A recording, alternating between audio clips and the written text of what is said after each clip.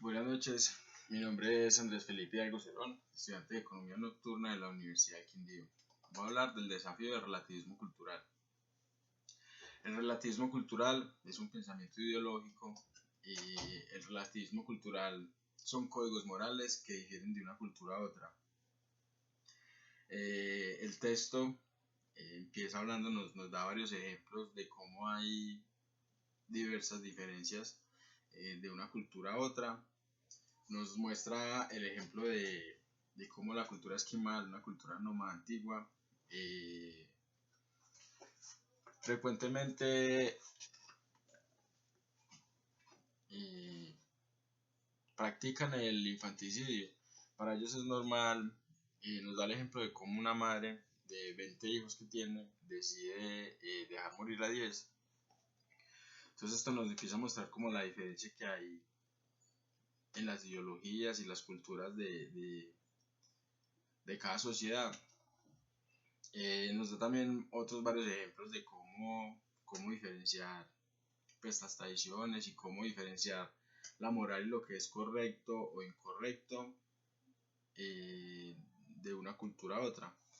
Bueno, las ideas generales de este texto son las siguientes. La primera sería que diferentes sociedades tienen diferentes códigos morales. Esto pues es lo que nos cuentan en los ejemplos, nos intenta mostrar cómo hay unas diferencias abismales en cuanto a una cultura y otra.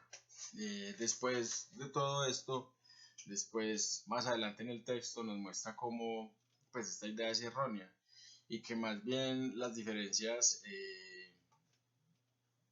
están en lo cultural, en las creencias, más que en la moral.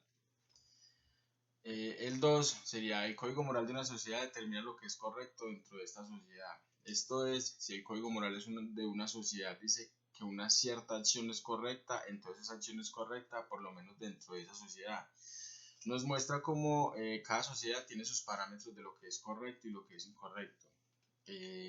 También nos dice que basta solo con que una sociedad te puedas preguntar a ti mismo si eso está bien dentro de la sociedad que vives y pues si está bien y no está mal visto, entonces es una forma correcta de ver las cosas, por lo menos dentro de esa sociedad.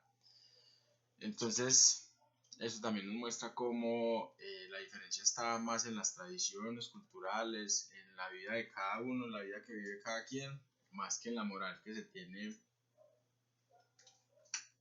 como una moral común que tenemos en distintas sociedades. El 3 nos dice que no hay un criterio objetivo que se pueda emplear para juzgar el código de una sociedad mejor que la otra. También nos dice que no hay por qué o no tenemos el derecho moral de juzgar a otras culturas como si la de nosotros fuera una cultura superior, ya que es solo un pensamiento, una forma de ver el mundo de entre muchas otras. La 4 dice que el código moral de nuestra propia sociedad no tiene ninguna categoría especial, solo es uno entre muchos. Pues es lo que acabo de recién decir. No tenemos por qué tener una superioridad moral o creer que somos personas superiores por pensar distinto. Simplemente es otra forma distinta de pensar en las muchas otras que hay en el mundo. También nos dice, este punto también nos dice que no deberíamos juzgar, sino más bien tener la mente abierta a la tolerancia y aceptar que hay múltiples y diversas formas de ver el mundo. El 5 dice que no hay una verdad universal en ética. Esto es, no hay verdades morales que valgan para todos los pueblos en todas las épocas. Esto, en mi pensamiento particular, tiene algo cierto y algo equivocado, ¿no? Y en el mismo texto también nos da el ejemplo de cómo las culturas deben tener ciertos valores comunes, como el no asesinar, el no mentir. Nos muestra el ejemplo de cómo en una sociedad que es libre de asesinar y pues el asesinato es impune, seríamos personas muy retraídas, personas que no tendríamos vida social, no podríamos compartir con otros porque sería peligroso. Entonces, aún así, viviendo así, podríamos llegar en esa sociedad poder llegar a asociarnos con otras personas en las que sí confiáramos. Pero esto nos muestra cómo al esto suceder, pues estamos creando pequeños grupos en los que está la regla de no asesinar. Entonces tendríamos un valor común en distintos grupos en una misma cultura. También nos da el ejemplo de no mentir. Por lo mismo, necesitamos una sociedad. Para poder construir una sociedad debemos ser personas íntegras y confiables y tener pues ciertos valores en los que basar toda nuestra realidad. Y creo que tiene pues cierta verdad, porque cada quien vive su realidad a su manera, ¿no? Y pues cada quien es víctima de sus propias circunstancias y pues dependiendo de sus tradiciones, de lo que le ha tocado vivir, pues tendrá una forma particular de ver el mundo, que tampoco es incorrecta, ¿no? Como dice el texto, no podemos decir que algo es correcto o incorrecto si hemos vivido y no sabemos las condiciones de las otras personas. Más adelante en el texto también nos muestra, pues todo el texto intenta como mostrarnos lo que está mal de la teoría, ¿no? Lo que es erróneo en la teoría. Pero más adelante del texto nos intenta dar como otra perspectiva de las cosas, intentando mostrar qué es lo que está bien en la teoría del relativismo cultural. Y nos dice en el mismo ejemplo de los esquimales que entonces no es que los esquimales no respeten la vida o tengan códigos morales distintos, simplemente que es una cultura nómada que no puede cultivar, entonces tiene que estar en constante movimiento. Y al ser así, los hombres son los encargados de proveer el alimento, son los que salen a cazar. Entonces para ellos sería mucho más productivo, mucho más factible procurar la vida de los machos, ¿no? Porque estos son los que proveen la casa. Entonces por eso sería como mucho más fácil dejar morir una mujer, una bebé mujer, pues porque esta no tendría tanta carga laboral a la hora de proveer en la familia. También nos muestra cómo esto no es un desprecio por la vida, sino más bien un método de supervivencia.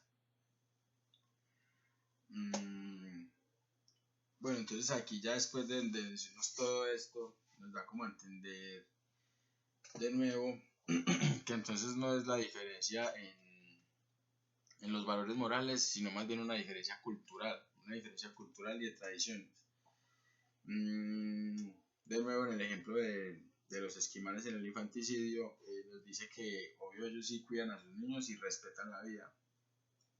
El texto nos dice que una sociedad que no cuida a sus jóvenes pues es una sociedad que está destinada a desaparecer. Entonces de nuevo caemos en la conclusión de que la diferencia no es una diferencia moral, sino más bien una diferencia ideológica y cultural. Bueno, el sexto y último punto de las ideas generales nos dice que es pura arrogancia de nuestra parte tratar de juzgar la conducta de otros pueblos. Debemos adoptar una actitud de tolerancia hacia las prácticas de otras culturas.